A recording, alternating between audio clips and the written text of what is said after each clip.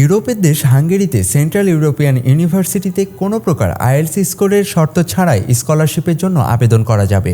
বাংলাদেশের শিক্ষার্থীরাও এই প্রোগ্রামে আবেদন করতে পারবেন। এই স্কলারশিপ প্রোগ্রামে নির্বাচিত ব্যাচেলর কোর্সের শিক্ষার্থীরা সর্বোচ্চ 4,000 ইউরো পর্যন্ত টিউশন ফি ছাড় পাবেন। মাস্টার্স কোর্সের শিক্ষার্থীদের দেয়া হবে মাসিক 300 থেকে 1,000 ইউরো ভাতা। আর পিএইচডি কোর্সের শিক্ষার্থীরা পাবেন সম্পূর্ণ টিউশন ফি মওকুফ ও মাসিক 1,880 ইউরো ভাতা। বিভিন্ন কোর্সে 50টিরও বেশি বিষয়ে স্কলারশিপ দেওয়া হবে। এর মধ্যে cognitive science, economics and business, international relations, signal studies, network and data science.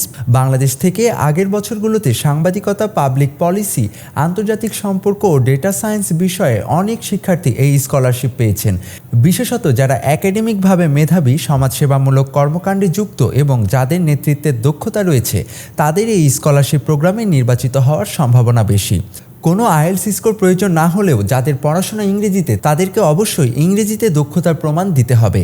আবেদন প্রক্রিয়া সম্পূর্ণ অনলাইন। কোর্স অনুযায়ী 3টি আলাদা রাউন্ডে করতে হবে আবেদন। প্রথম রাউন্ডে ব্যাচেলর ও মাস্টার্স কোর্সে আবেদনের শেষ তারিখ 15 অক্টোবর 2025।